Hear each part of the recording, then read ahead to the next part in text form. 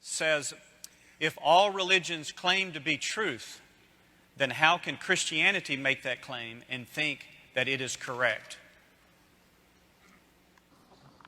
Appreciate that question, and it's a question that has the assumption that is very correct.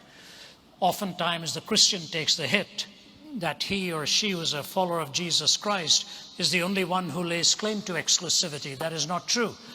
Gautama Buddha was born a Hindu, and he renounced two of the fundamental doctrines of Hinduism, the authority of the Vedas and the caste system. He could not accept those two, went on his own journey in search of enlightenment, and came, of course, with the Four Noble Truths and the Eightfold Path and the ultimate extinguishing of desire in his nirvanic pursuit.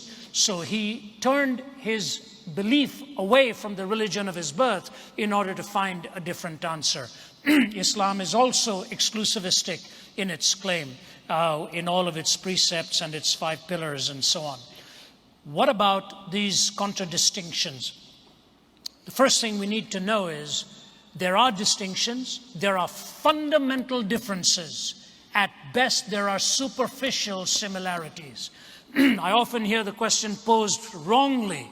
They'll say, aren't all religions fundamentally the same and superficially different? No, they are fundamentally different, and at best they are superficially similar. What are the fundamental claims, for example?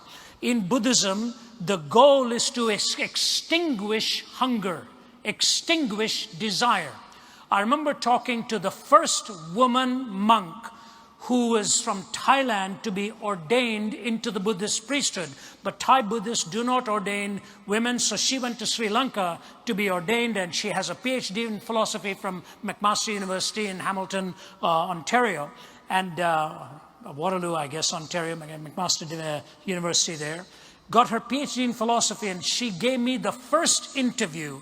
We chatted for well over an hour, one-on-one, and I sort of angled into some questions because I didn't want to be too discourteous. And one of the things I said to her is, I hear you're married. And she said, yes. I said, you have children?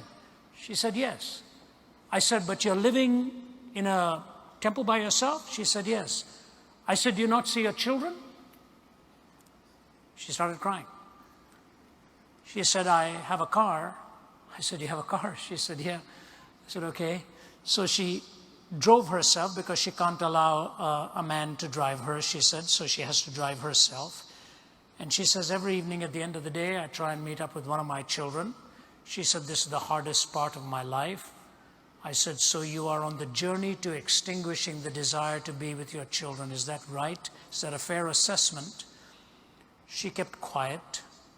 And then I said this. I said, the Dalai Lama has as his primary pursuit now the freedom of Tibet. She said, that's right. I said, why does he desire that? She looked at me and she said, we try not to get into these philosophical questions. Let's just say that he chooses to.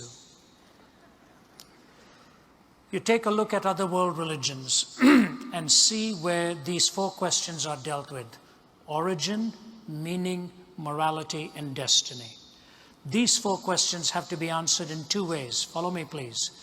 Every particular answer has to correspond to truth, either through empirical form of measurement or through the logical reasoning process.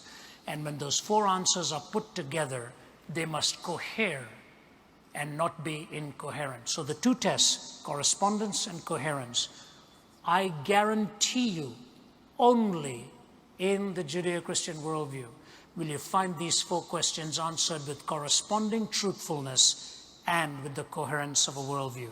Let me take just one example, and I don't say this to slight, but this is a fact and we have to deal with it. I've been invited in many, many Islamic countries, and I have open forums there, and going to go to one of the toughest Islamic countries within the next few weeks. They've hosted me in many parts there, and we've had dialogues. I want to give to you 2 things. In the Quran, it is the only historically claimed document that denies that Jesus Christ was actually crucified or died on the cross. Denies that. The Greek historians say he died on the cross. Roman historians say that.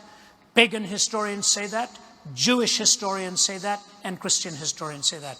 The Quran is the only one that says it appeared to him that he died, but he didn't actually die on the cross. So historically, it is making an affirmation that is really historically untrue. I got into a discussion with Sheikh Hussein of the leading Shiite cleric in Damascus, Syria, a real gentleman.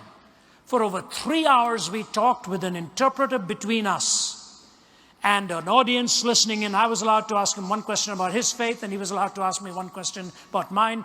There was nothing, no rancor, no adversarial stance, just a perspective and counter-perspective and back and forth. It's the best way to do it, really. At the end of it, Sheikh Hussein looked at me. He was very respectful through the whole time, always referred to me as Professor Zacharias, Professor Zacharias.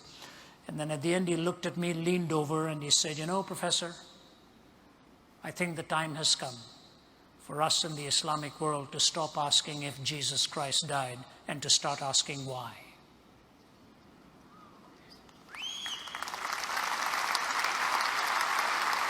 I said to him, "May I quote you on that, sir?" He said, "Yes, you may. I'm hopefully going to go there before long, and I hope we can meet up again." Origin, meaning, morality, and destiny. The Judeo-Christian worldview is not the only one that claims exclusivity, but it's the only one that takes those 4 questions with corresponding answers that are truthful and coherent answers that stand the test of time. And the ultimate answer of the resurrection from the dead that gives you hope and meaning.